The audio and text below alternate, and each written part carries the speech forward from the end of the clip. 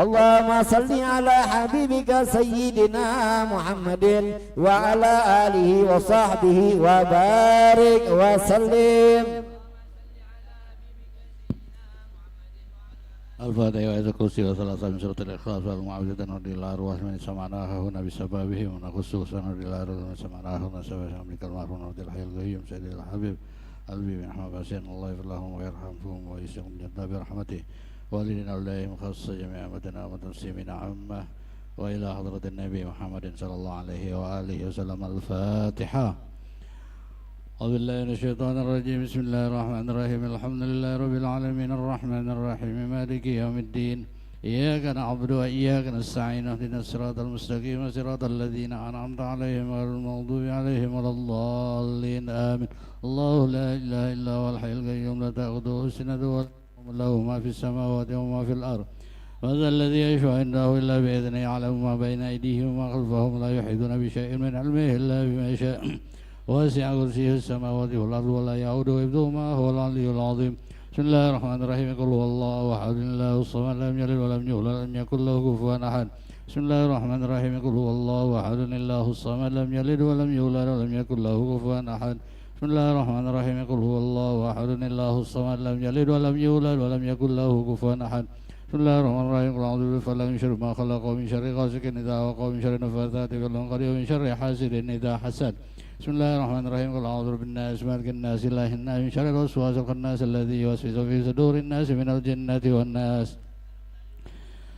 صدق الله العظيم. أعوذ بالله من الشيطان الرجيم. بسم الله الرحمن الرحيم. الحمد لله رب العالمين حمدا يوافي نعمه ويكافئ مزيدا. يا ربنا لك الحمد كما ينبغي لجلال وجهك الكريم وعظيم سلطانك. سبحانك لا نحصي ثناء عليك أنت كما أثنيت على نفسك فلك الحمد حتى ترضى لك الحمد إذا رضيت ولك الحمد بعد الرضا. اللهم صل وسلم على سيدنا محمد في الأولين وصل وسلم على سيدنا محمد في الآخرين وصل وسلم على سيدنا محمد في النبيين وصل وسلم على سيدنا محمد في المرسلين وصل وسلم على سيدنا محمد في كل وقت وحين وصل وسلم على سيدنا محمد في الملأ الأعلى إلى يوم الدين وصل وسلم على سيدنا محمد حتى ترث الأرض ومن عليها وأنت خير الوارثين.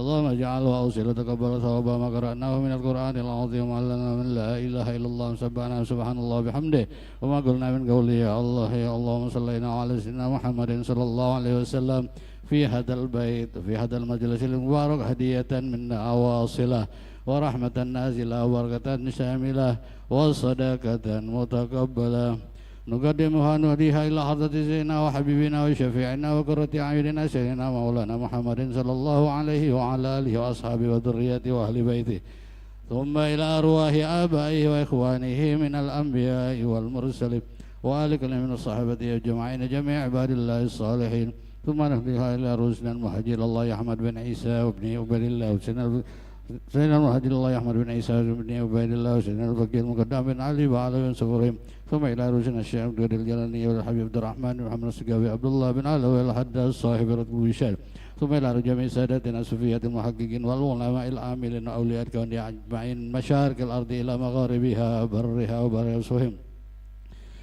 ثم إلى الحبيب محمد بن زين محمد باسين والحبيب عبد الرحمن بن محمد باسين وحباب زينب بنت الحبيب محمد الحبشي وحباب مهاني بنت عوض بن سمير والحبيب محمد بن أحمد بن صالح الحبشي والسادة له محمد والزين والسليم وحسن أبناء الحبيب عبد الرحمن محمد باسين والسادة الحبائب أحمد وعبد الله والسليم على أبناء الحبيب محمد بن زين بحسين والشرائف شفاء وعائشة وبهايا وفاطمة بنات الحبيب عبد الرحمن محمد بحسين والشرائف شفاء وعلوية وعائشة بنات الحبيب محمد بن زين بحسين والشرائف سيدة وصالحة بنات الحبيب محمد بن أحمد بن صالح الحبشي وأصولهم وفروعهم ثم إلى الحبيب محمد بن عبد الله بن شهاب وحبائب محمد وأحمد وعمر وعبد الله وأبناء الحبيب عبد الرحمن محمد بحسين والشرائف خديجة وعائشة ومهاني بنات الحبيب عبد الرحمن محمد بحسين والحبيب حسن بن حامد السقياب والحبائب حامد وعلي أبناء الحبيب حسن بن حامد الشريفة مريم بنت الحبيب حسن بن حامد السقيا وحباب الزهراء بنت الحبيب محمد بن شهاب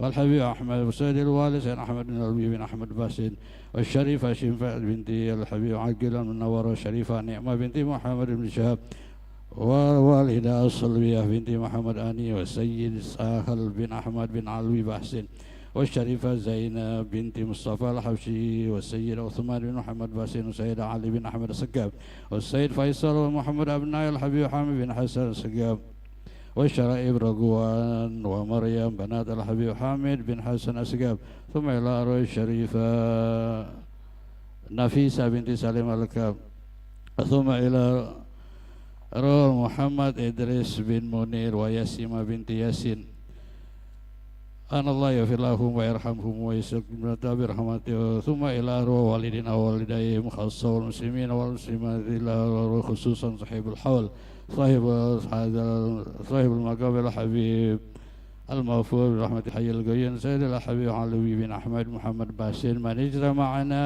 هنا في سبب أن الله يغفر لهم ويرحمهم ويساقهم الجنة برحمة والدنا والدائم خاصة جميع أمواتنا وأموات المسلمين عامة، أوصل اللهم ثواب ذلك منا إليهم، اللهم اجعله نور يسعى ويتلألأ بين أيديهم، اللهم اجعل فكاكا له من النار، عتقا له من النار، سترا له من النار، وبراءة له من العذاب، اللهم اغفر لهم وارحمهم وعافهم واعف عنهم، اللهم اغفر لهم وارحمهم وعافهم واعف عنهم، اللهم اغفر لهم وارحمهم وعافنا واعف عنهم، وجمعنا وإياهم في دار كرامتك ومستقر رحمتك ومحل أوليائك، مع الذين أنعمت عليهم من النبيين والصديقين والشهداء والصالحين، وحسن أولئك رفيقا، وذلك الفضل من الله وكفى بالله عليما.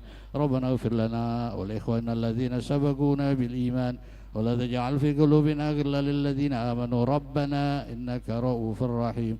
اللهم أنزل الرحمة والمغفرة على أهل القبور من أهل لا إله إلا الله محمد رسول الله صلى الله عليه وآله وسلم. اللهم مغفرتك أوسع من ذنوبنا ورحمتك أرجى عندنا من أعمالنا. اللهم بارك لنا في هذا اليوم وفي كل يوم وفي يوم معون إنك على كل شيء قدير. صلى الله ربنا آتنا في الدنيا حسنة وفي الآخرة حسنة وقنا عذاب النار وأدخلنا الجنة مع الأبرار يا عزيز يا غفار يا رب العالمين. وصلى الله على سيدنا محمد النبي الأمي وعلى آله وصحبه وسلم بفضل سبحان ربك رب العزة عما يصفون وسلام على المرسلين والحمد لله رب العالمين. الفاتحة.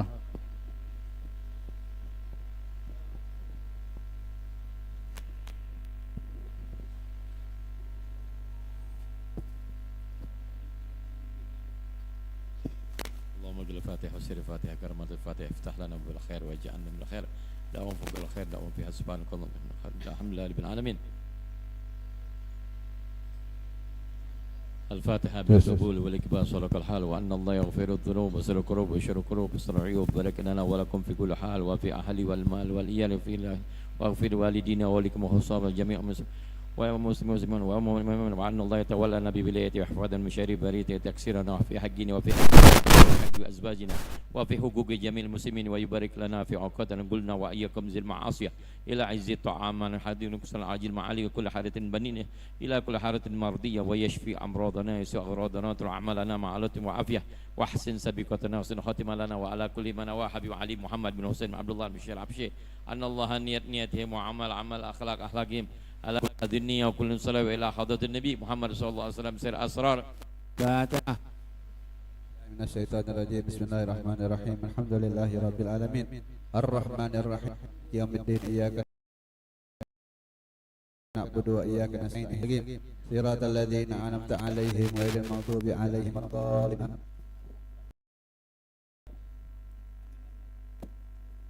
يا ربي صل على محمد يا ربي صل عليه وسلم.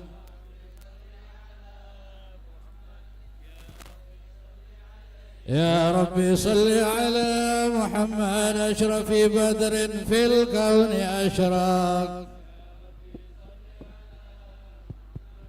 يا ربي صل عليه وسلم. يا ربي صل على محمد أكرم داع يدعو إلى الحق. يا ربي صل على محمد يا ربي صل عليه وسلم. يا ربي صل على محمد المصطفى المصطفى الصادق المصدق يا ربي صل على محمد يا ربي صل عليه وسلم صل على محمد أحلى الورى منطقا وأصدق يا ربي صل على محمد يا ربي صل عليه وسلم يا ربي صل على محمد أفضل من بالتقى تحقق يا ربي صل على محمد يا ربي صل عليه وسلم يا ربي صل على محمد من بالسخاء والوفاء تخلق صل على محمد يا ربي صل عليه وسلم يا ربي صل على محمد واجمع من الشمل ما تفرق يا ربي صل على محمد يا ربي صل عليه وسلم يا ربي صل على محمد واصلح وسهل ما قد تعود يا ربي صل على محمد يا ربي صل عليه وسلم يا ربي صل على محمد وافتح من الخير كل مغلق يا ربي صل على محمد يا ربي صل عليه وسلم يا ربي صل على محمد وآله ومن بالنبي تعلق يا ربي صل على محمد يا ربي صل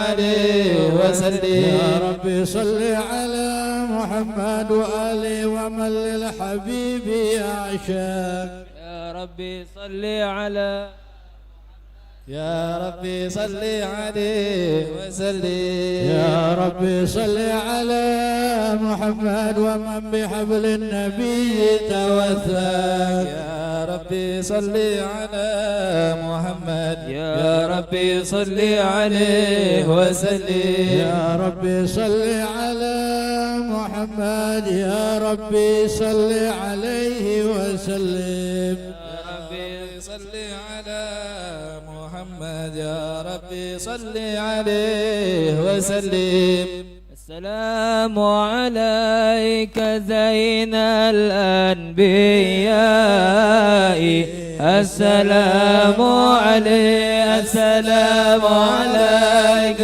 زين الأنبياء السلام عليك السلام عليك أتقى الأتقياء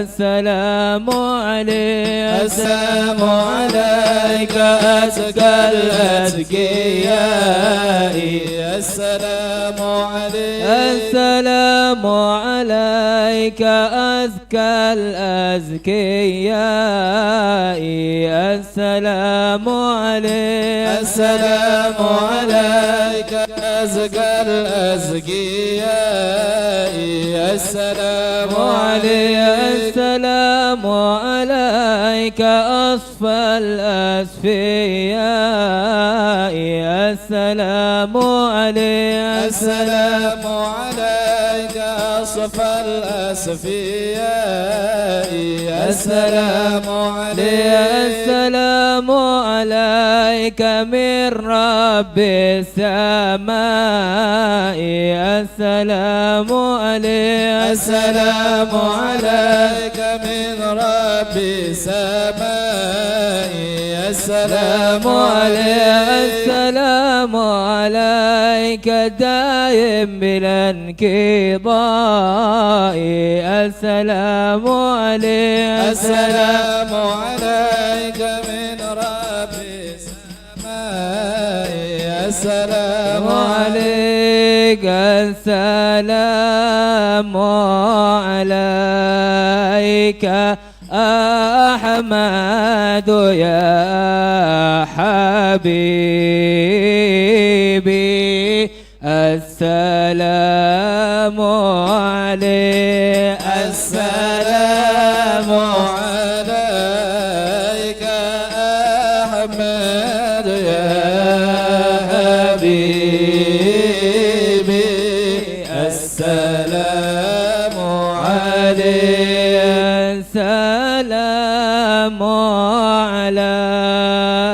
عليك طه يا طبيبي السلام عليك السلام عليك طه يا طبيبي السلام عليك السلام عليك يا مسكي وطيبي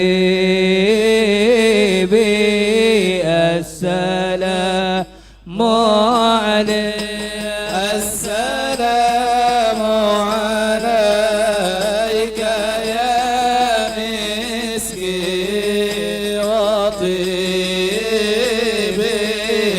السلام عليك السلام على المقدم في الإمامة صلى الله عليه السلام على المقدم في الإمامة صلى الله عليه السلام على المضلل بالغمامة صلى الله عليه السلام عليك الليل بالغمامة صلى الله عليه السلام على المشفع في القيامة صلى الله عليه السلام على المشفع في القيامة صلى الله عليه اللهم صل وسلم وبارك عليه وعلى آله. بسم الله الرحمن الرحيم. إنا فتحنا لك فتحا مبينا ليغفر لك الله ما تقدم من ذنبك وما تأخر ويتم نعمته عليك ويهديك صراطا مستقيما وينصرك الله نصرا عزيزا. لقد جاءكم رسول من أنفسكم عزيز عليه ما عنتم حريص عليكم بالمؤمنين رؤوف رحيم. فإن تولوا فقل حسبي الله حسبي الله لا إله إلا هو عليه توكل وهو رب العرش العظيم. يا عزيز يا أيها النبي إنا أرسلناك شاهدا ومبشرا ونذيرا وداعيا إلى الله بإذنه وسراجا منيرا وبشر المؤمنين بأن لهم من الله فضلا كبيرا. محمد رسول الله والذين معه أشداء على الكفار رحماء بينهم تراهم ركعا سجدا يبتغون فضلا من الله ورضوانا سيماهم في وجوههم من أثر السجود ذلك مثلهم في التوراة ومثلهم في الإنجيل كزرع أخرج شطأه فأزره فاستغلظ فاستوى على سوقه يعجب الزراع ليغيظ بهم الكفار. وعلى الله الذين آمنوا وعملوا الصالحات منهم مغفرة وأجرا عظيما. إن الله وملائكته يصلون على النبي يا أيها الذين آمنوا صلوا عليه وسلموا تسليما اللهم صل وسلم وبارك عليه وعلى آله وصحبه. الحمد لله القوي سلطانه، الواضح برهانه، المبسوط في الوجود كرمه وإحسانه، تعالى مجده وعظم شانه. خلق الخلق لحكمة وطوى عليها علما، وبسط له من فائد المنة ما جرت به في أقداره القسمة. صلى الله وأرسل إليه أشرف خلقه وأجل عبيده رحمة، تعلقت إرادته الأزلية بخلق هذا العبد المحبوب، فانتشرت آثار شرفه في عوالم الشهادة والغيوب. صلى الله عليه وسلم الذي تكرم به المنان، وما أعظم هذا الفضل الذي برز من حضرة الإحسان صورة كاملة ظهرت في هيكل محمود، فتعطرت بوجودها كناف الوجود، وطرزت برد العوالم بطراز التكريم. اللهم صل وسلم أشرف الصلاة والتسليم على سيدنا ونبينا محمد الرؤوف الرحيم. اللهم صل وسلم وبارك عليه وعلى آله.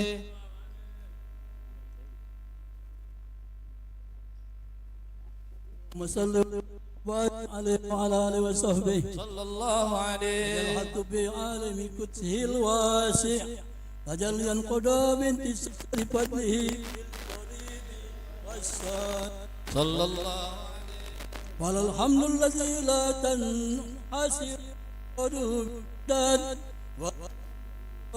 من كثرة الترداد، حيث أبرز من عالم الإمكان سورة هذا الإنسان صلى الله عليه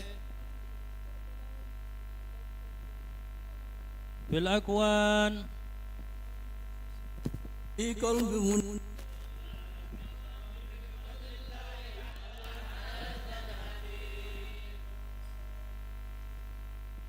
يا لقلبي سروره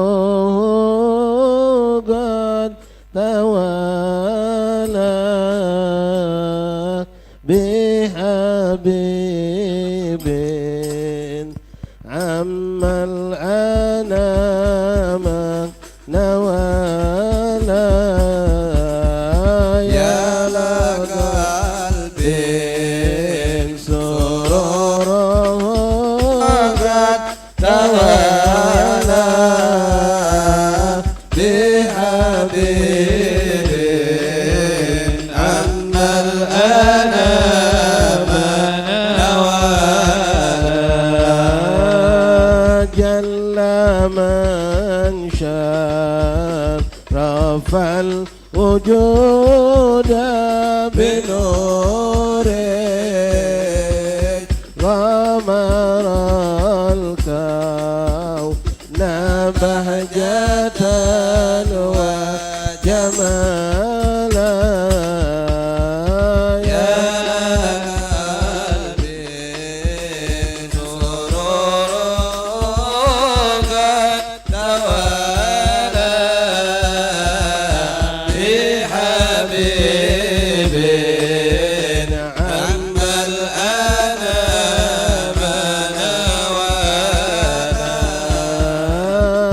قد ترقى بالحسن على مقام وتناهى في مجده وتعالى. يا قلبي سروره قد توالى بحبيب عم الأنام نوالا.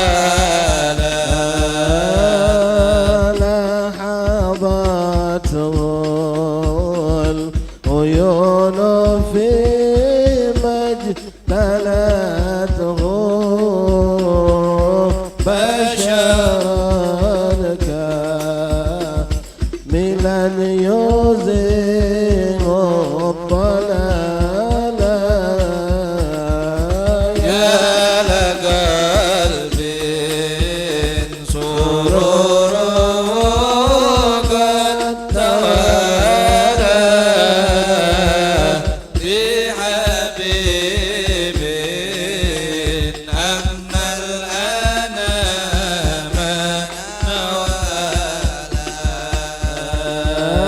وهو من فوق علم ما قد رأته رفعة في شؤونه وكمالا يا لقلب سروره قد توالى بحبيب أما الأنام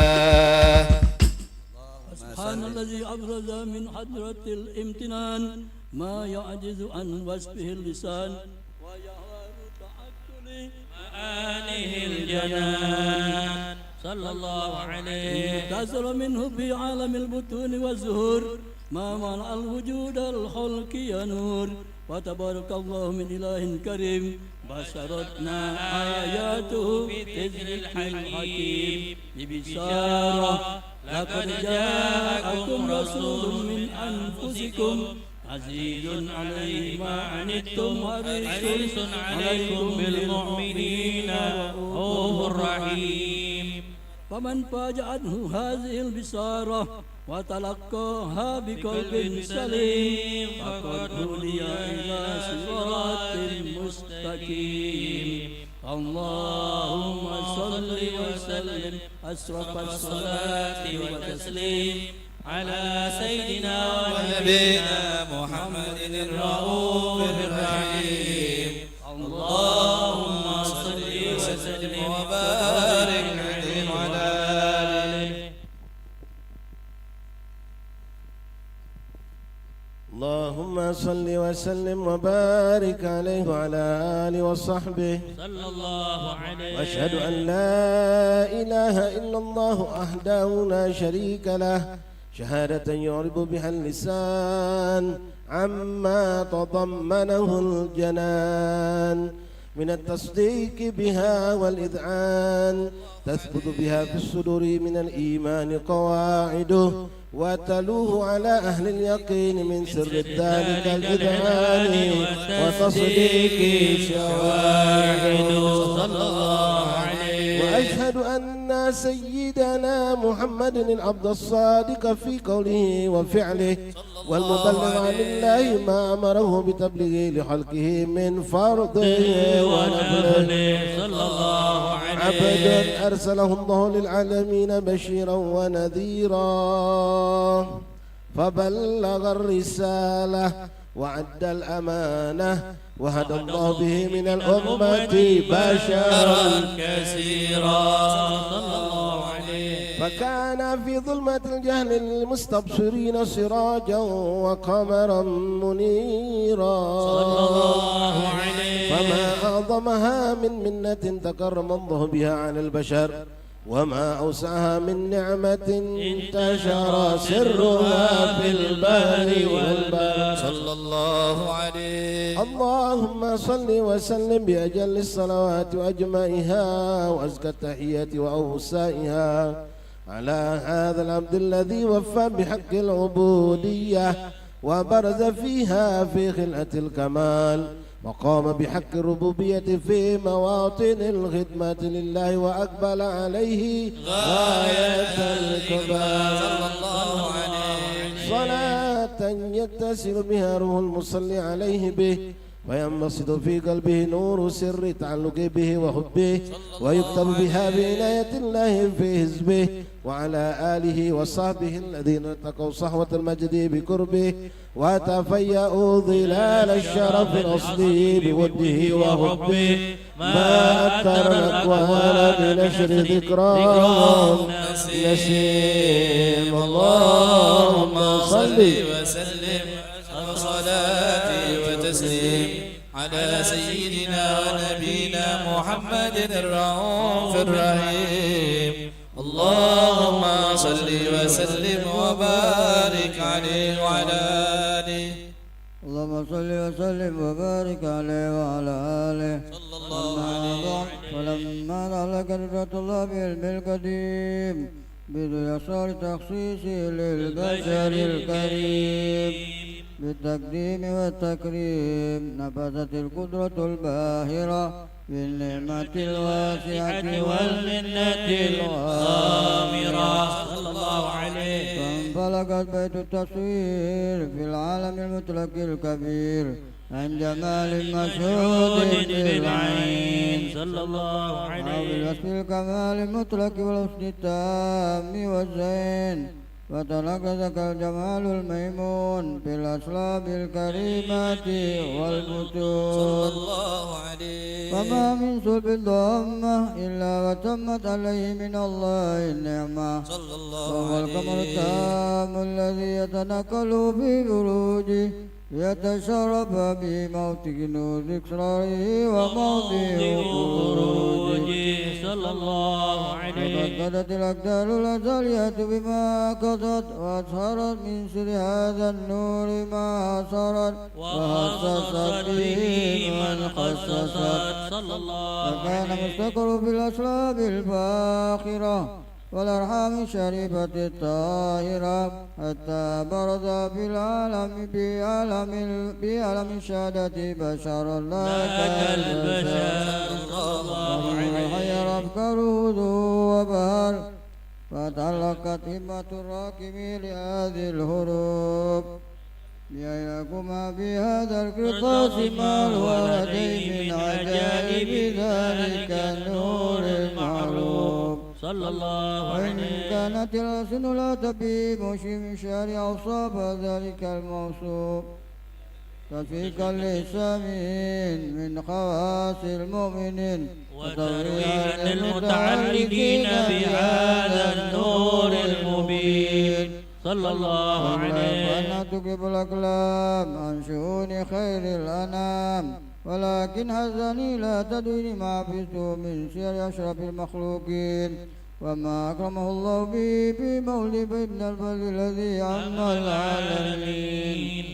وبقي الرادو بالقول مشروطا على مر الأيام والشهور والسنين داعي التعلق بهذه الحظة الكريمة ولا عجت الشوك إلى سمع الأوصافها العظيمة ولعل الله ينفع بمتكلما والسامع ويدخلان بشفاعة هذا النبي الشافي ويتروحان بروح ذلك النعيم. اللهم صل وسلم أشرف الصلاة وتسليم على سيدنا ونبينا محمد الرؤوف الرحيم. اللهم صل وسلم وبارك عليه وعلى آله. يا ربنا يا ربنا انصر لنا جيوشنا أيدهم بقوة على اليهود المعتدين. يا ربنا يا ربنا انصر لنا جيوشنا أيدهم بقوة على اليهود المعتدين. يا رب دمر اليهود الناكثين للعهود وارسل عذابا دائما على الطغاة الظالمين. يا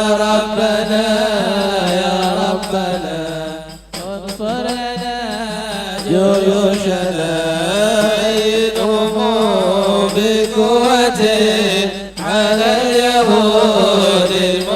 المعتدين يا ربنا بالمصطفى وآله أهل الوفاء فرج بهم كروبنا وارحم جميع المسلمين يا ربنا يا ربنا انصر لنا جيوشنا أيدهم بقوة على اليهود المعتدين وبعلي المرتضى جد يا إلهي بالرضا وبخديجة الكبرى ارحم صغار المؤمنين يا ربنا يا ربنا انصر لنا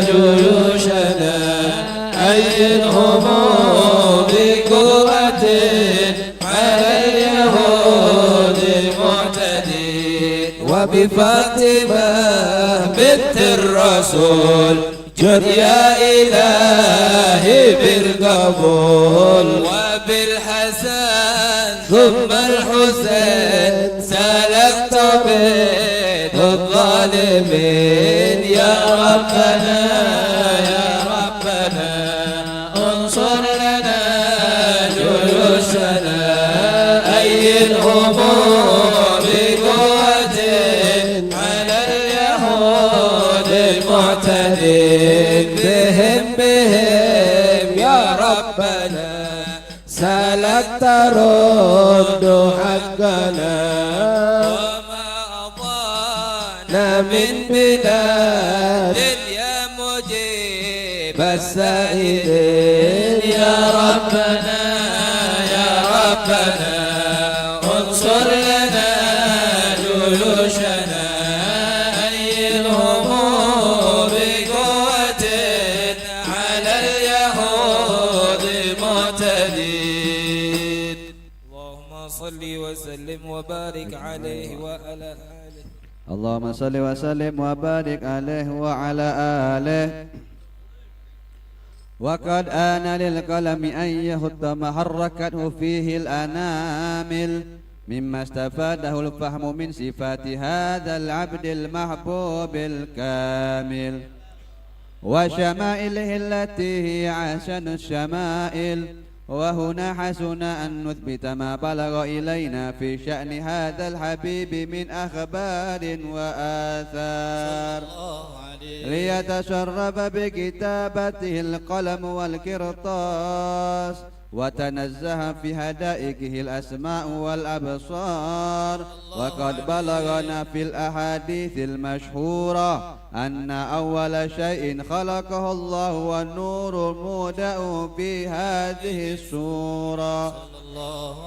ونور هذا الحبيب أول مخلوق برز في العالم ومنه تفرع الوجود خلقا بعد خلق فيما حدث وما تقادم.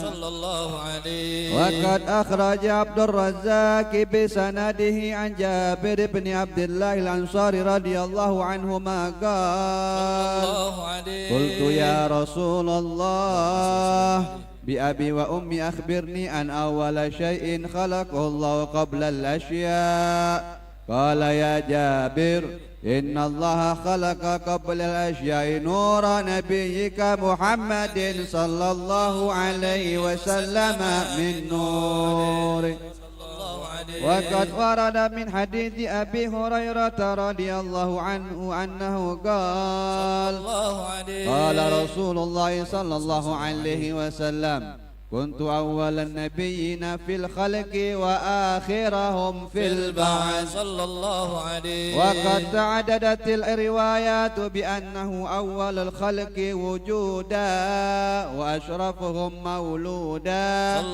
ولما كانت السعادة الأبدية لها ملاحظة خفية اختصت من شاءت من البرية بكمال الخصوصية فاستودعت هذا النور المبين أسلاب وبطون من شرفته من العالمين فتنقل هذا النور من صلب آدم ونوح وإبراهيم حتى أوصلته يد العلم القديم إلى من خصصته بتكريم أبيه الكريم عبد الله بن عبد المطلب ذي القدر العظيم صلى الله عليه وأمه التي هي في المخاوف آمنة السيدة الكريمة آمنة فتلقه صلب عبد الله فلقه إلى بطنها فدمته أحشاؤها بمعونة الله محافظة على حق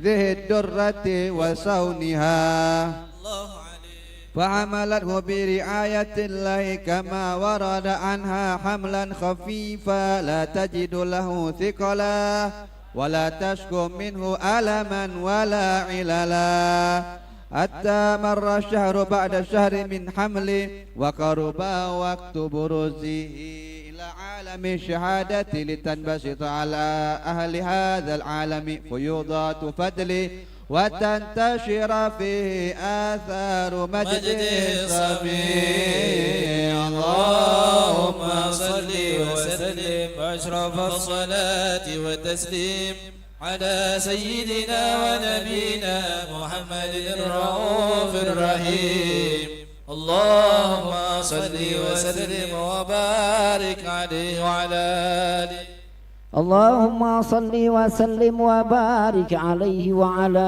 آله ومنذ علقت به هذه الدرة المكنونة وجوهرة المصونة والكون كله يسبح ويمسي في سرور وابتهاج بقرب ظهور إشراق هذا الشراط والعيون متشوفة إلى البروز متشاقة إلى التقاط جواهر كنوز صلى الله عليه وكل دابة لكرش نطقت بفضله العبارة معلنة بكمال البشارة وما من حامل حملت بذلك العام إلا أتت بحملها بغلام من بركات والسعادة هذا الإمام ولم تزل الأرض والسماوات متضمخة بإثر الفراغ بملاكة أشراف البريات وبروده من عالم خفاء إلى عالم الظهور بعد تنقله في البطون والظهور وأظهر الله في الوجود بحجة تكريم وبسط في العالم الكبير مائدة تشريف وتعظيم ببروز هذا البشر الكريم اللهم صل وسلم أشرف الصلاة وتسليم على سيدنا ونبينا محمد الرؤوف الرحيم اللهم صل وسلم وبارك عليه وعلى آله الله الله يا الله الله الله يا الله والصلاة على من كلمته الغزالة الله يا الله الله يا الله الصلاة على من كلمته الغزالة قاصدنا الحماهاكم لأهله رسالة بلغوها الذين أهواه في كل حالة الله الله يا الله الله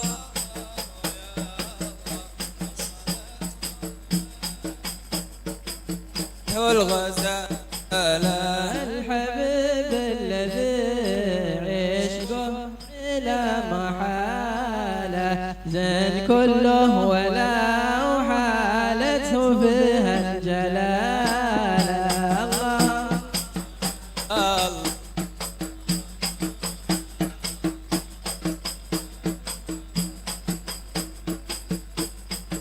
زال ريتنا سر في راكبه وبقطر جماله قصد يحضر مع الزوار يوم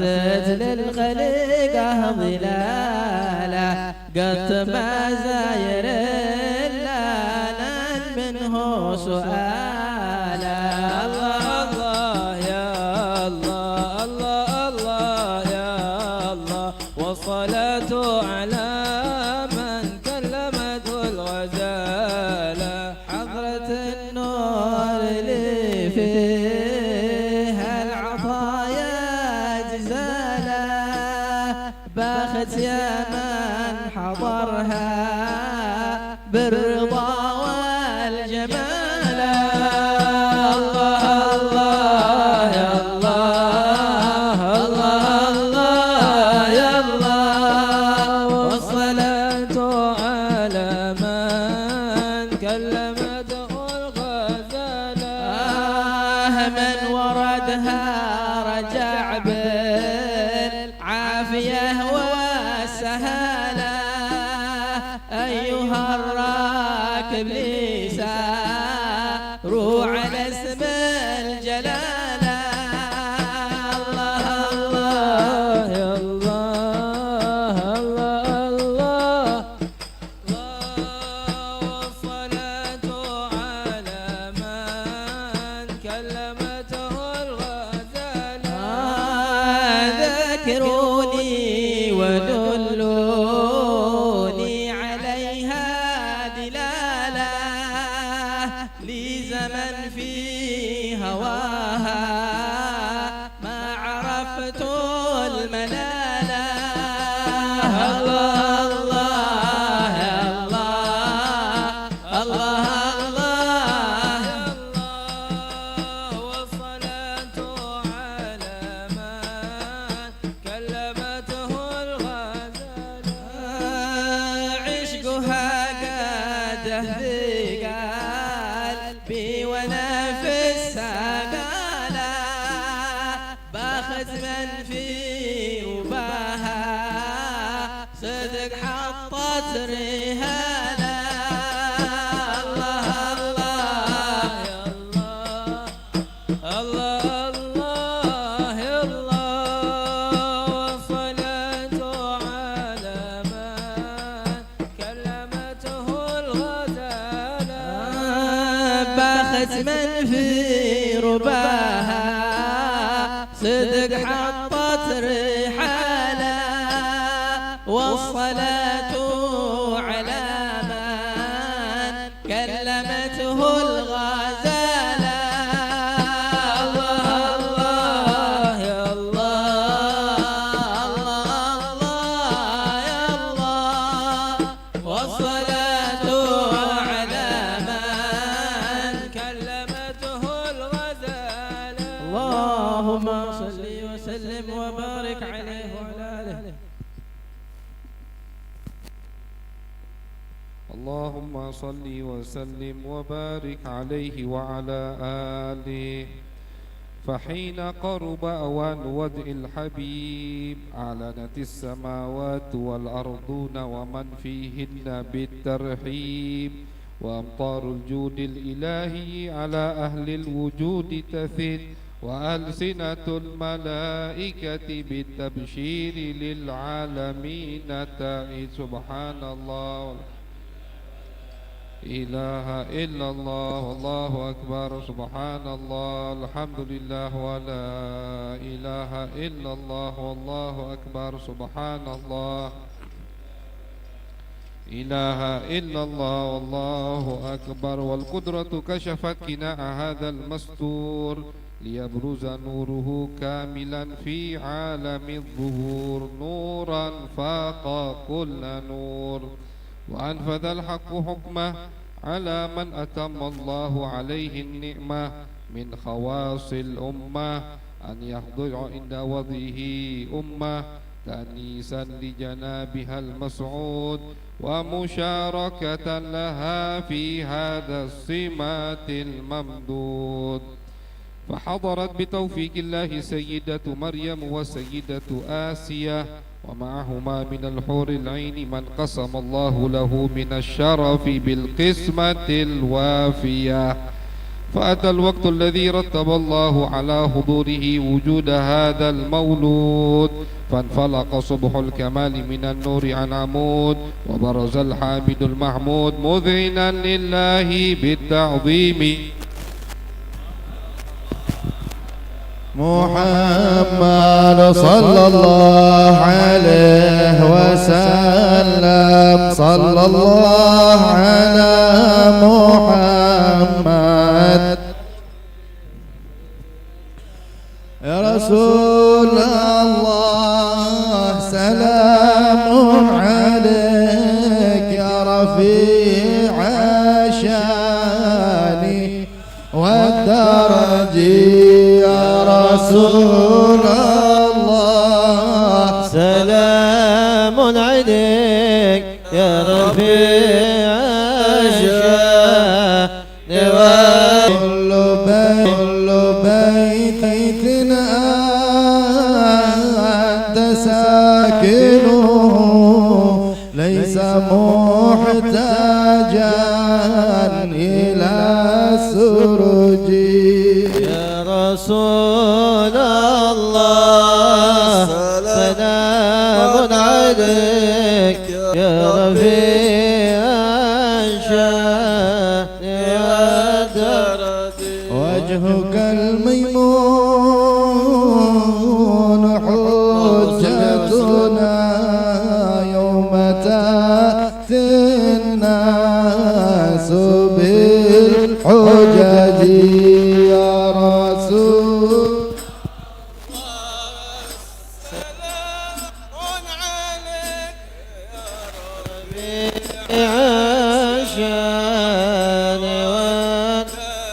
يا نبي سلام عليك يا رسول سلام عليك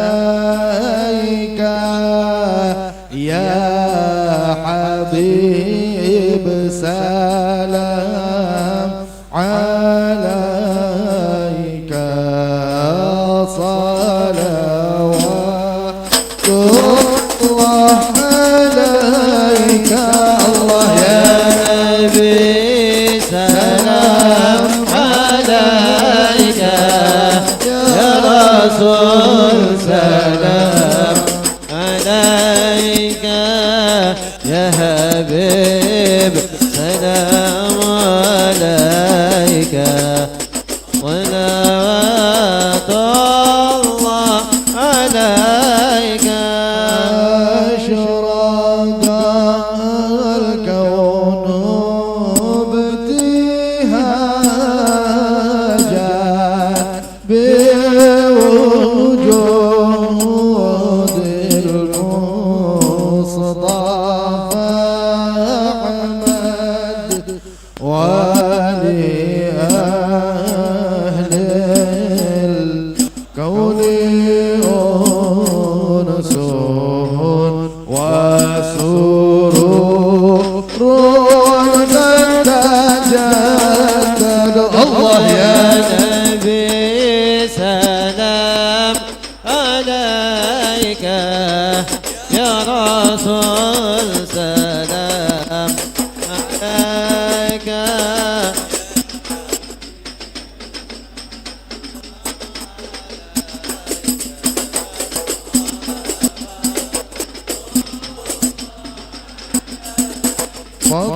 فاضربوا يا أهل المثاني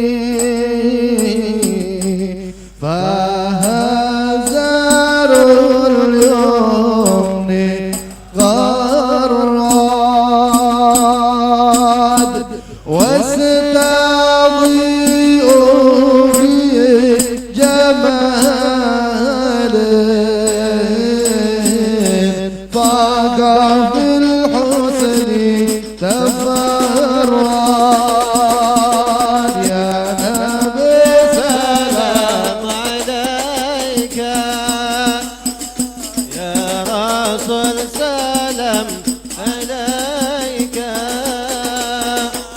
يا حبيب سلام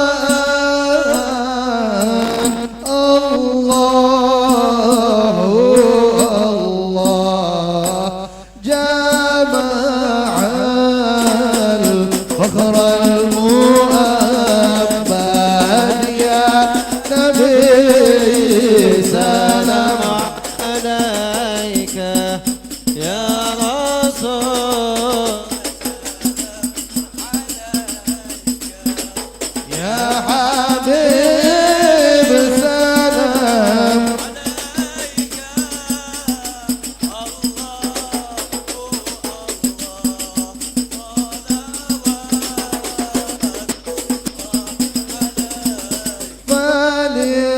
فلربي كل حمد الله جل أن يحصره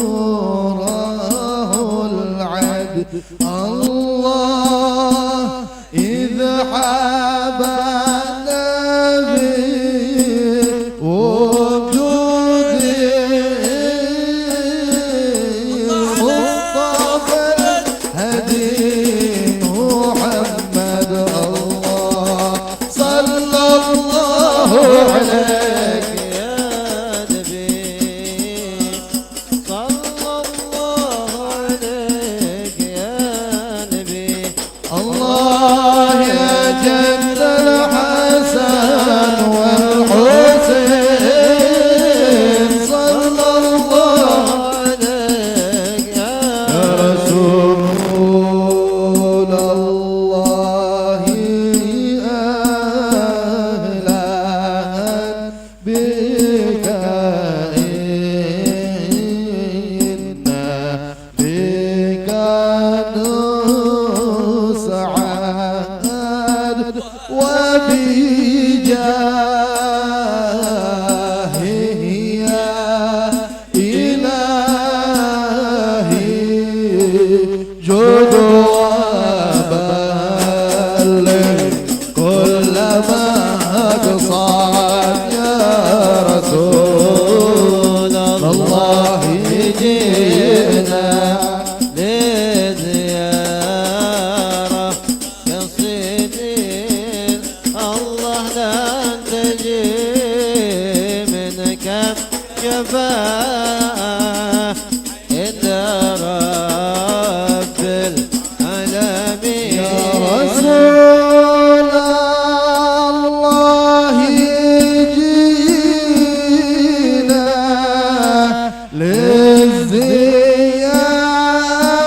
للزيارة قاصدينا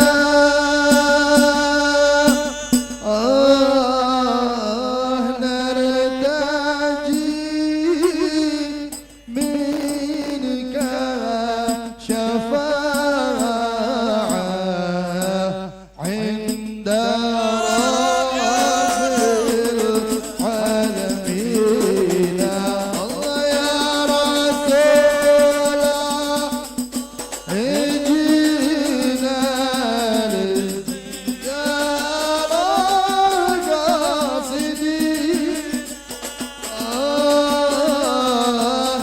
نرتجي منك شفاعة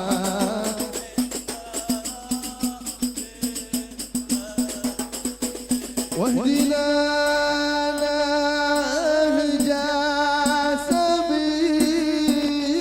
سبيله كي به نصر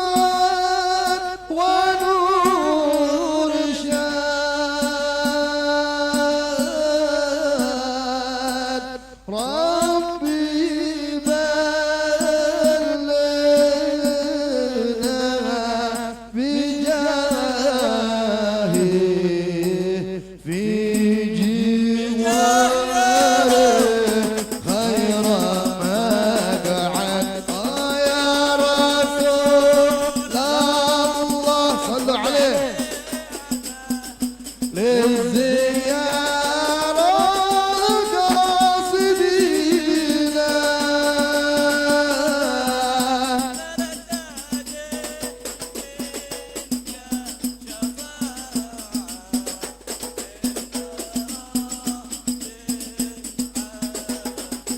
وصلاة الله تغشى أشراف الرسل محمد وسلام مستمر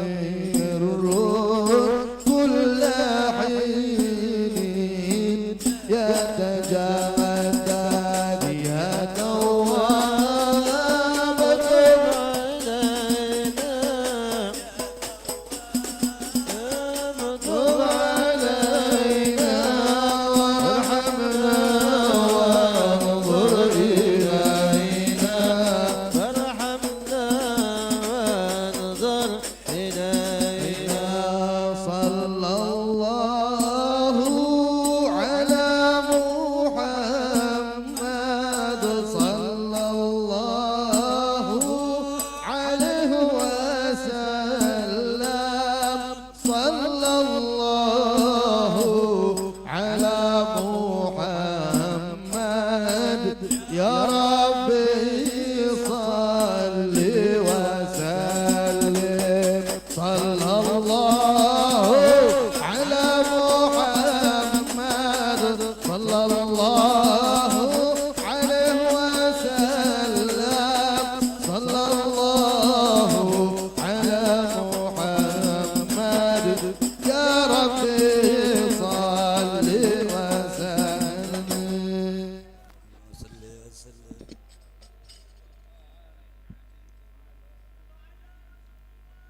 صلوا على محمد.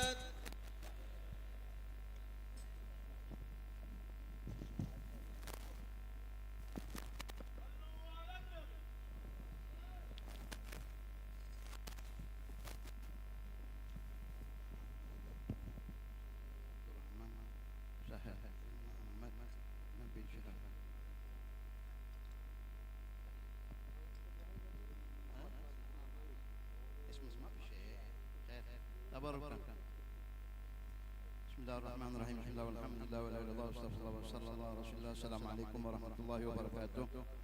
Ma'asyiral habaib wal hadirin rahimakumullah. Alhamdulillah wa syukurillah. Di tengah-tengah kita ada satu anak dan di rumahnya ada satu anak. Jadi insyaallah peresmian ini malam dua anak, satu perempuan dan satu laki-laki. Dengan nama yang baik sebagaimana yang telah disepakati oleh kedua orang tuanya dan jidahnya dengan nama yang baik sesuai apa yang dianjurkan oleh baginda Rasulullah sallallahu alaihi wasallam. Qala Rasulullah sallallahu alaihi wasallam, innakum tud'auna yaumal qiyamah bi asma'ikum wa bi asma'i abaikum fa ahsinu asma'akum. Alhamdulillah, nama anak yang pertama yaitu As-Sayyid Abdurrahman Sahal bin Muhammad Nabil Syahab. Yang kedua insyaallah Syarifah Syifa Kamilah binti Ahmad bin Abdullah Bahsin. Semoga kedua anak tersebut menjadi anak yang soleh, taat kepada Allah, taat kepada Rasulullah, berbakti kepada kedua orang tuanya, bermanfaat, berguna bagi agama dan nusa bangsanya. Allah hadiniya wa kunniya sallallahu ila hadratin Nabi Muhammadin sallallahu alaihi wasallam bisiril Fatihah. أعوذ بالله من الشيطان الرجيم. بسم الله الرحمن الرحيم. الحمد لله رب العالمين الرحمن الرحيم مالك يوم الدين إياك نعبد وإياك نستعين اهدنا الصراط المستقيم صراط الذين أنعمت عليهم غير المغضوب عليهم ولا الضالين آمين. بسم الله الرحمن الرحيم. بسم الله والحمد لله ولا إله إلا الله واستغفر الله وصلى الله على رسول الله. ربنا هب لنا من أزواجنا وذرياتنا قرة أعين واجعلنا للمتقين إماما. اللهم بارك لنا بأولادنا ولا تضرهم ووفقهم لطاعتك وارزقنا برهم. وصلى الله على سيدنا محمد وعلى آله وصحبه وسلم. والحمد لله رب العالمين.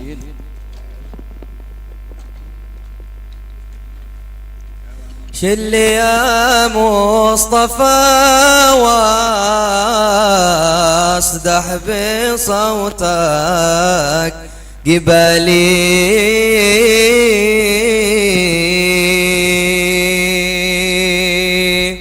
خلانا سمع نشيده شوقي في من علي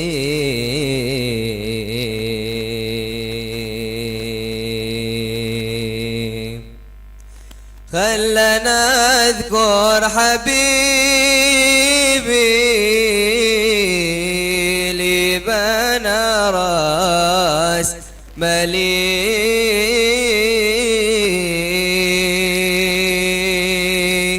لمنحني ووفى الوعد في خير حليم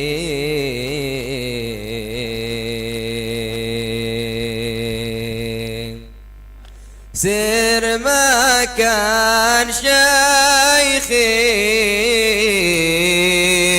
يشرح في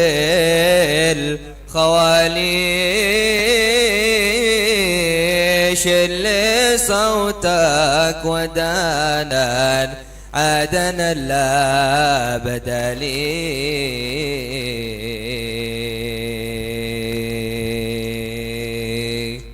من عرفنا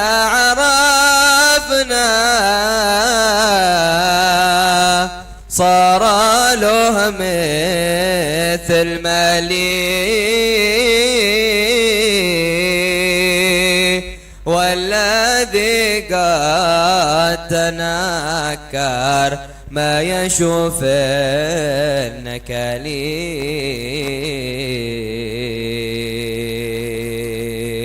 النكالي بترد شروع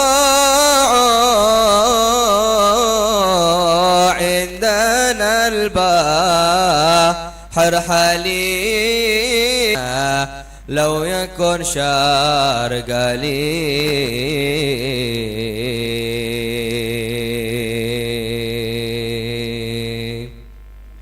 من أتانا ملاينا لو يكن ظرف خلي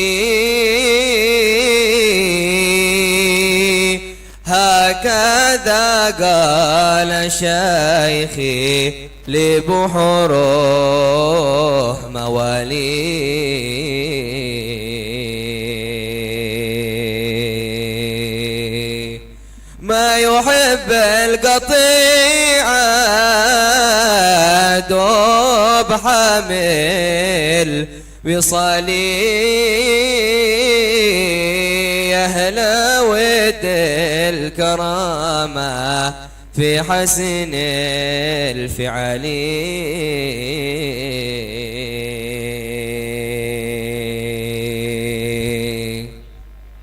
يا عيال الحبايب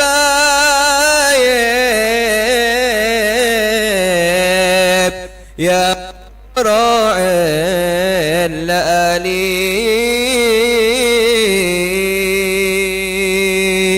يا ذرار المقدم لما تافر تزالي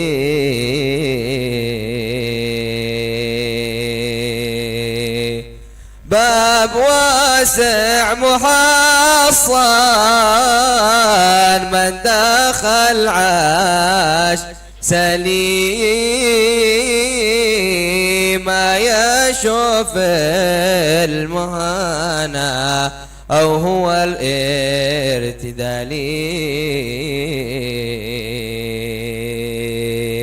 الارتدالي باب طه محمد سيد أهل الكمال باب مسند موثق بالوثاق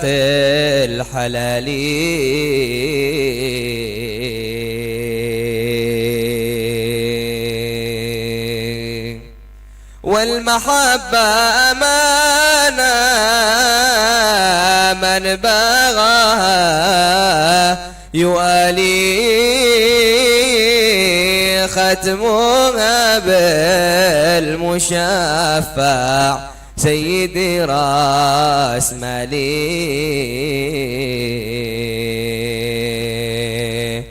قدوة الناس الأرفع في الدنيا والمآلي أكثر من صلاته تغنم غانم علي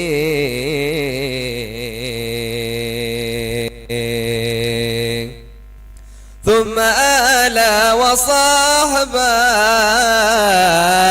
لبيهم تم قالي من شرح قال بعارف بالمثل الطوالي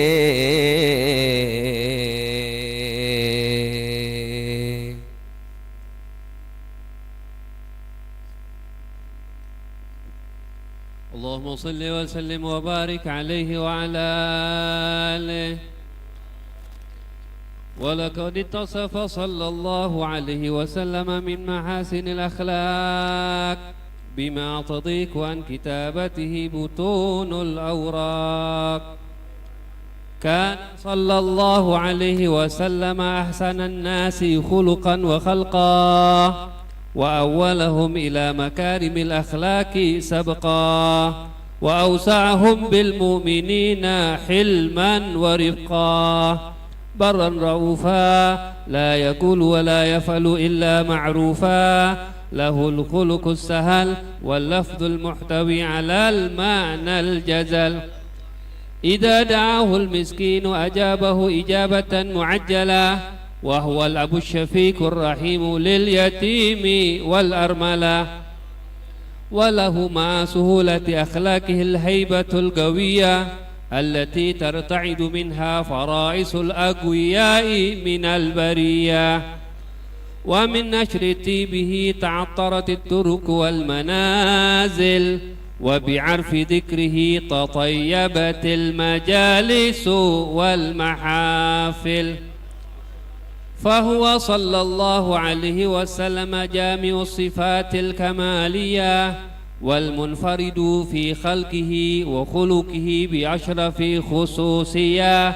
فما من خلق في البرية محمود إلا وهو متلقا عن زين الوجود.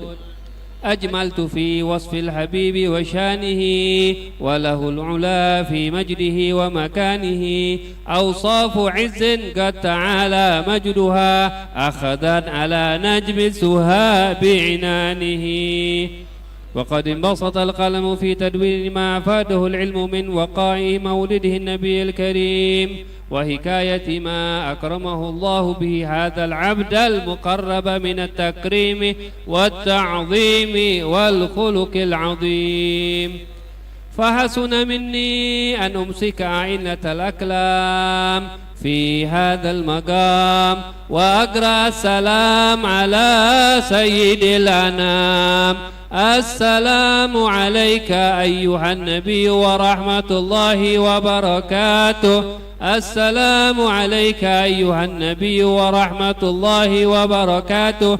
السلام عليك أيها النبي ورحمة الله وبركاته.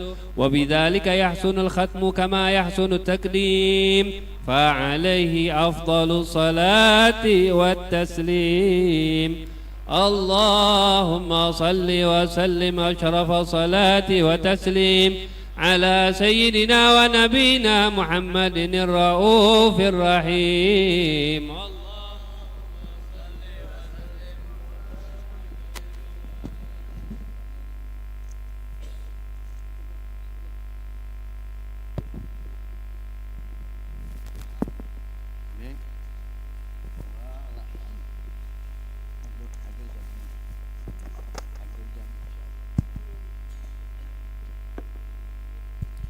Bismillahirrahmanirrahim. Bismillah walhamdulillah wa la ilaha illallah wa sallallahu ala rasulillah. Alhamdulillah rabbil alamin. Allahumma salli wa sallim ala sayyidina Muhammadin fil awwalin. Allahumma salli wa sallim ala sayyidina Muhammadin fil akhirin. Allahumma salli wa sallim ala sayyidina Muhammadin fi kulli waqtin wa hin. Allahumma salli wa sallim ala sayyidina Muhammadin fil mala'il a'la ila yaumiddin. اللهم صل وسلم على سيدنا محمد وعلى آله وصحبه أجمعين.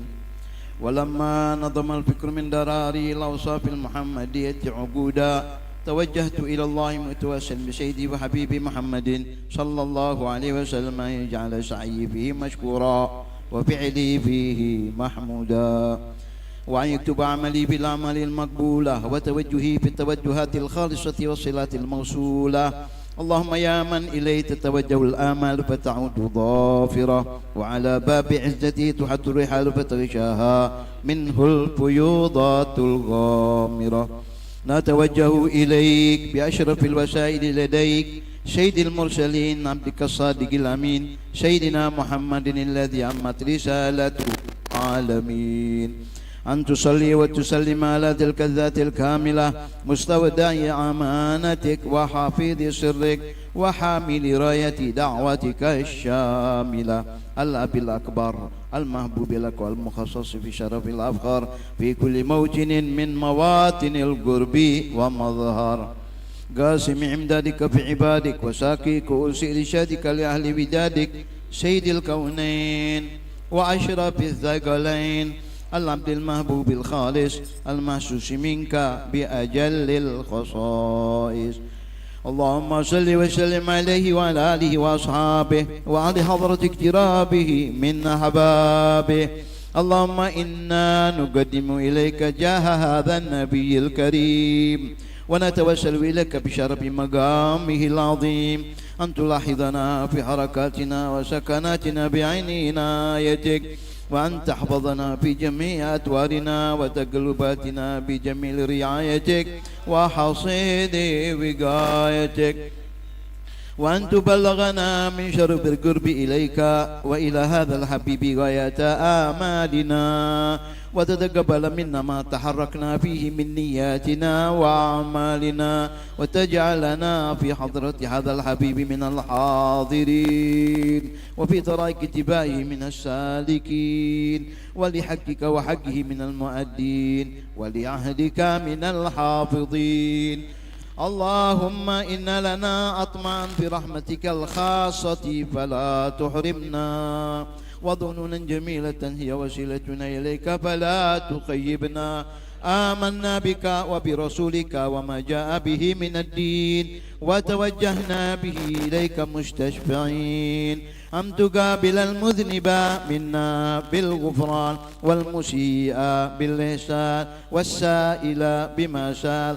والمؤمل بما أمل وأن تجعلنا ممن نصر هذا الحبيب ووازر ووالاه وظاهر وعم ببركته وشرب وجهته أولادنا ووالدنا وأهل قطرنا ووادنا وجميع المسلمين والمسلمات والمؤمنين والمؤمنات في جميع الجهات وأدم راية الدين القويم بجميع الأقطار منشورة ومعالم الإسلام والإيمان بأهلها معمورة معنا وصورة واكشف اللهم كربة المكروبين واقضي دين المدينين واغفر للمذنبين وتقبل توبة التائبين وانشر رحمتك على عبادك المؤمنين أجمعين واكفي شر المعتدين والظالمين وابسط العدل بولاة الحق في جميع النواحي والأقطار وأيدهم يا رب بتأييد من عندك ونصر على المعاندين من المنافقين والكفار يا رب حصين وفي الهرج المكين من الذنوب والخطايا وأدمنا بالعمل بطاعتك وصدق بخدمتك قائمين وإذا توفيتنا فتوفنا مسلمين مؤمنين واختم لنا منك بخير أجمعين وصلي وسلم على هذا الحبيب المحبوب للأجسام والأرواح والقلوب وعلى آله وصحبه ومن إليه منسوب وآخر دعوانا الحمد لله رب العالمين سبحان ربك رب العزة عما يصفون وسلام على المرسلين والحمد لله رب العالمين. الفاتحة بحقي وبجاه سيد الرسول صلى الله عليه وسلم. الفاتحة.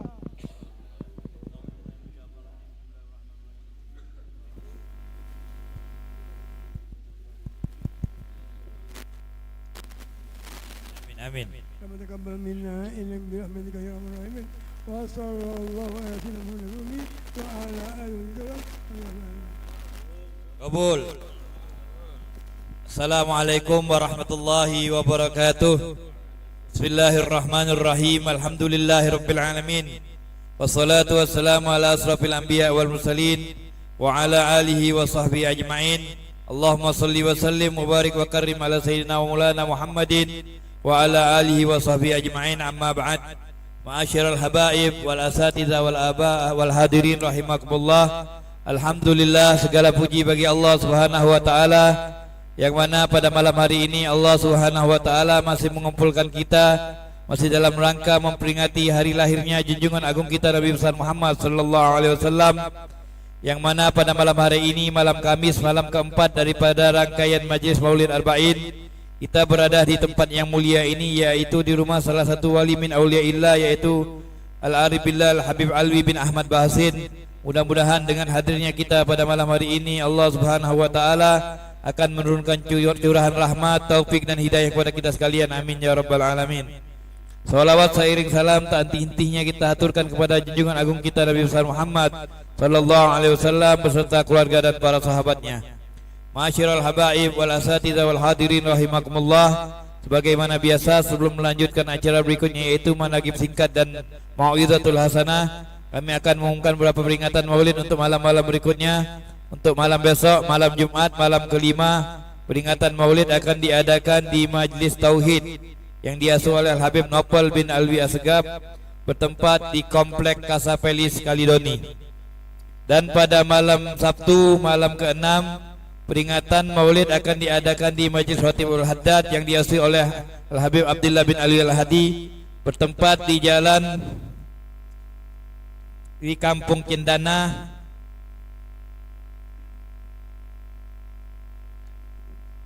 Kampung Cidana, Jalan Maju Bersama 2, Maskarebet, Alang-Alang Lebar. Dan pada malam ke-7, malam ke-Ahad, peringatan Maulid akan diadakan di Majlis Ziarah Kambang Koci yang diasuh oleh guru kita Al-Habib Muhammad Syukri bin Ali bin Syihab di Komplek Peti Kemas Bom Baru atau di Makam Kambang Koci. Dan pada malam Senin, malam ke-8, peringatan Maulid akan diadakan di Masjid Al-Hidayah, bertempat di Jalan Mayor Zurbi Bustan di Lebong Siarang.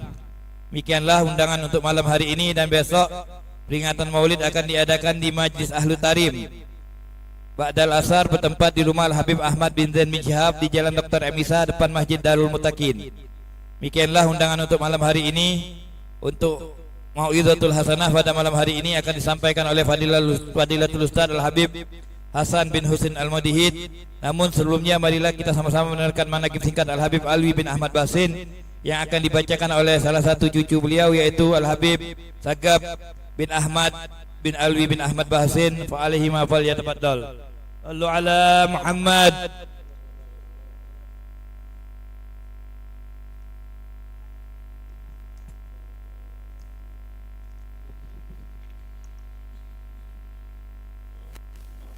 Assalamualaikum warahmatullahi wabarakatuh. Bismillahirrahmanirrahim. Alhamdulillahi rabbil alamin. Hamdan syakirin, hamdan na'imin, hamdan yuafihi ni'amahu wa yukafi'u mazidah. Ya Rabbana lakal hamdu kama yanbaghi li jalali wajhikal karim wa li azimi sultanik. Allahumma salli wa sallim ala sayyidina Muhammadin al-fatihi lima ughliq wal khatimi lima sabaq wan nasiril haqqi bil haqq wal hadi ila siratikal mustaqim wa ala alihi wa ashabihi haqqa qadrihi wa miqdarihil azim. Amma ba'du. Karrir li sam'i zikrahum wa hadisahum ta'mal ma'i bihayatihim ihsana. Habib Alwi Bahasin dilahirkan pada Muharram 1326 Hijriah atau bertepatan dengan Maret 1908 Masehi. Ayah beliau bernama Habib Ahmad bin Muhammad Bahasin, sedang ibunya bernama Syarifah Syifa binti Abdurrahman Bahasin. Sejak kecil beliau dididik dalam keluarga Islami. Pendidikan pertama beliau di Arabian School, di samping belajar kepada ayah dan paman beliau, Habib Ali bin Muhammad Bahasin. Dalam menuntut ilmu, Habib Alwi bersungguh-sungguh, tidak pernah merasa puas. Banyak ulama yang tercatat sebagai guru beliau, antara lain Al-Habib Ahmad bin Al-Kaf, Syekh Hasan bin Abi Bakar Basyaib, Kiai Haji Abdullah Azhari atau Kiai Pedatuan, Habib Hussein bin Abu Bakar, Syekh Abu Bakar. Sejak berusia 15 tahun, Habib Alwi telah diizinkan oleh guru-gurunya untuk mengajar. Habib Alwi mencurahkan perhatian yang luar biasa kepada kaum muslimin, terutama fakir miskin dan yatim piatu. Hal ini terwujud dengan mendirikan panti asuhan Darul Aitam. Habib Alwi juga mendirikan Madrasah Al-Kautsar dan Madrasah Al-Munawwariyah, serta mempelopori majelis bu di beberapa musola dan sampai sekarang masih berjalan. Dan satu lagi niat Habib Alwi yang mungkin belum kesampaian sampai saat ini, yaitu mendirikan Darul Mu'allaf. Habib Alwi memiliki persahabatan yang istimewa dengan Habib Ali bin Husin Al-Attas Bungur. Pada tahun 1398 Hijriah, Habib Alwi menunaikan ibadah haji setibanya di Jeddah karena kecintaan beliau yang begitu mendalam kepada datuknya Rasulullah SAW, dan rombongan langsung menuju Madinah. Perjalanan dari Jeddah ke Madinah yang biasanya membutuhkan waktu yang cukup lama, dengan izin Allah menjadi begitu singkat. Saat di Madinah, Habib Alwi tidak mau menginap di hotel yang telah disediakan di lantai atas. Habib Alwi berkata, bagaimana mungkin aku berada di atas sedangkan Rasulullah sallallahu alaihi wasallam berada di bawah. Aku takutnya tidak mengamalkan akhlak yang telah diajarkan Nabi sallallahu alaihi wasallam. Irji'i ila rabbiki radiyatan mardiyah fadkhuli fi ibadi wadkhuli jannati. Habib Alwi berpulang ke rahmatullah pada waktu fajar hari Selasa 22 Januari 1985 Masehi. Beliau berwasiat dan ditulis tangan oleh beliau dan masih tersimpan sampai saat ini. Beliau berwasiat agar kita selalu berpegang teguh pada mazhab Ahlus Sunnah wal Jamaah. Mudah-mudahan dengan keberkahan Maulid pada malam hari ini dan keberkahan daripada Al-Habib Ali bin Muhammad Al-Habsyi serta Al-Habib Alwi bin Ahmad Bahsin, dosa-dosa kita dan kesalahan kita diampunkan oleh Allah Subhanahu wa taala, mendapatkan syafaatnya Rasulullah, dan kita mendapatkan keberkahan di sisa-sisa umur kita dalam ketaatan kepada Allah Subhanahu wa taala. Dan juga kita berdoa bagi kita yang memiliki hutang piutang, Allah mudahkan segala urusan kita. Allah sampaikan segala hajat dan tujuan kita, dan Allah selamatkan kita dan keluarga kita dari kejahatan segala macam makhluk, dan dimatikan kita dan keluarga kita dalam keadaan husnul khatimah. Asta'inu min barakatiha bi anna Allah yuballighu maqasidana wa yaqdi hajatina wa yaktubu salamata alaina min syarril jinni wal insi wa man aradana bisu'. Wa ila hadratin Nabi Muhammadin sallallahu alaihi wa alihi wasallam. Al-Fatihah.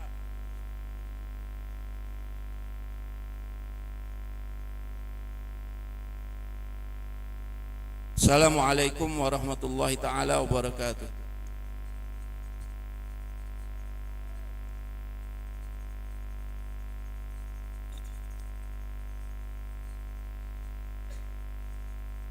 Bismillahirrahmanirrahim. Assalamualaikum warahmatullahi wabarakatuh. Alhamdulillah wassalatu wassalam ala Rasulillah Muhammad ibn Abdillah wa ala alihi wa sahbihi wa man wala. La haula wa la quwwata illa billah.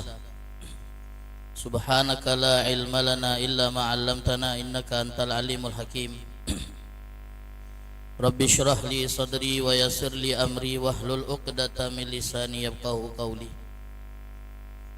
Ma'asyiral hadirin yang dirahmati oleh Allah, yang kita muliakan dan kita hormati, para syiban-syiban kita. Hadir bersama kita Al-Habib Ali bin Abdullah bin Al-bin Hamid beserta para syiban yang lainnya. Mudah-mudahan Allah panjangkan umur-umur mereka dalam kesehatan dan ketaatan. Para guru-guru kita, alhamdulillah hadir bersama kita Sayyidil Walid Al-Habib Muhsin bin Abdullah Al-Habsyi, wal Habib Syukri bin Ali bin Syahab, wal Habib Abdurrahman bin Hasan Al-Habsyi, Al-Ustaz Husaini bin Helmi Al-Kab, dan para asatid yang lainnya yang sempat hadir, dan kita semua yang alhamdulillah dimudahkan oleh Allah untuk menghadiri acara peringatan Maulid Nabi Muhammad sallallahu alaihi wasallam dalam rangkaian Maulid Arba'in malam keempat di rumah yang mulia Al-Habib Alwi bin Ahmad Bahsin. Semoga keberkahan beliau Allah Ta'ala curahkan kepada kita, amin ya rabbal alamin. Hadirin yang dirahmati oleh Allah Subhanahu wa taala, Suatu hari Rasulullah sallallahu alaihi wasallam berjalan menyusuri kota Madinah setelah perang Uhud. Perang Uhud termasuk momen terberat yang pernah dilewati Nabi selama hidupnya.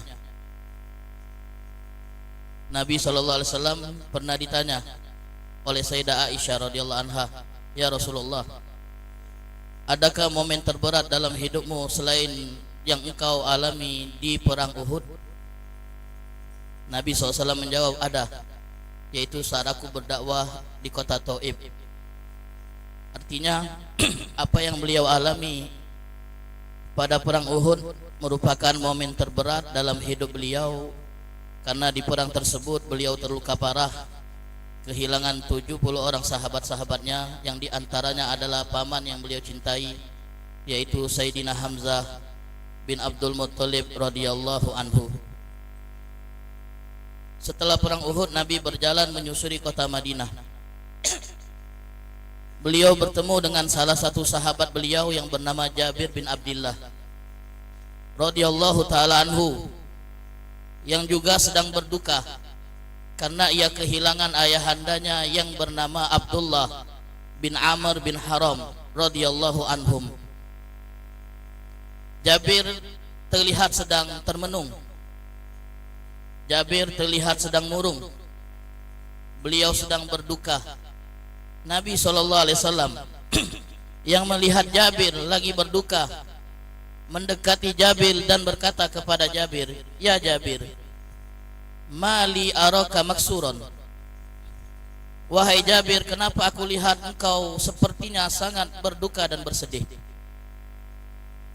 Lalu Jabir berkata kepada Rasulullah, "Ya Rasulullah, ustushhida abi wa taraka iyalan wa dainan." Ya Rasulullah, bagaimana aku tidak sedih? Ayahku syahid di Uhud dan ia meninggalkan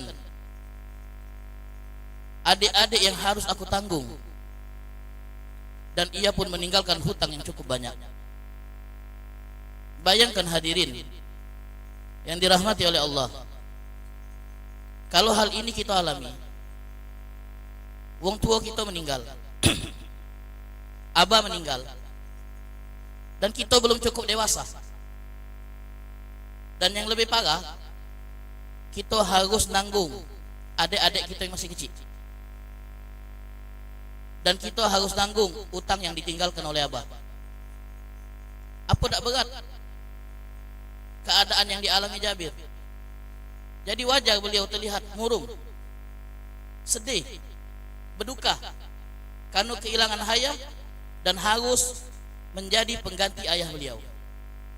Dalam riwayat disebutkan bahwa Abdullah bin Amr bin Haram, ayahnya Jabir, ketika syahid di medan Uhud meninggalkan satu anak laki-laki, yaitu Jabir, dan 9 anak perempuan.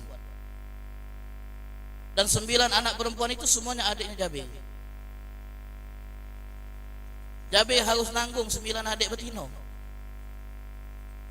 yang di era itu tak katik betino nyari duit dewek.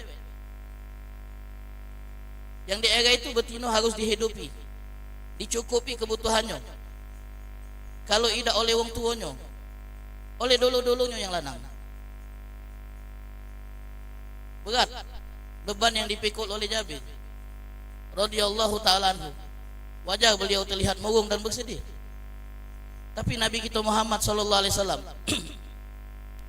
orang yang penuh perhatian, orang yang sangat peka dengan penderitaan, mencoba menghibur Jabir dengan bertanya kepada Jabir, "Mali araka maksuron." Wahai Jabir, kenapa aku jenguk kau cak sedihnya? Setelah Jabir curhat dengan Nabi, "Ayahku meninggal, meninggalkan banyak anak yang aku harus tanggung, dan utang yang banyak yang juga aku harus tanggung." Nabi mencoba untuk menghibur Jabir dengan berkata kepada Jabir, "Ya Jabir, ala ubashiruka." Wahai Jabir, maukah engkau aku beri kabar gembira tentang apa yang Allah Subhanahu wa ta'ala lakukan kepada bapakmu? "Iya ya Rasulullah." Lalu Rasulullah berkata kepada Jabir, wahai Jabir, ma kallamallahu ahadan illa min wara'i hijab. Allah tak pernah berbincang dengan hambanya kecuali dari balik hijab. Wa innahu kallama abaka kifahan. Tapi Allah Ta'ala berbincang dengan abahmu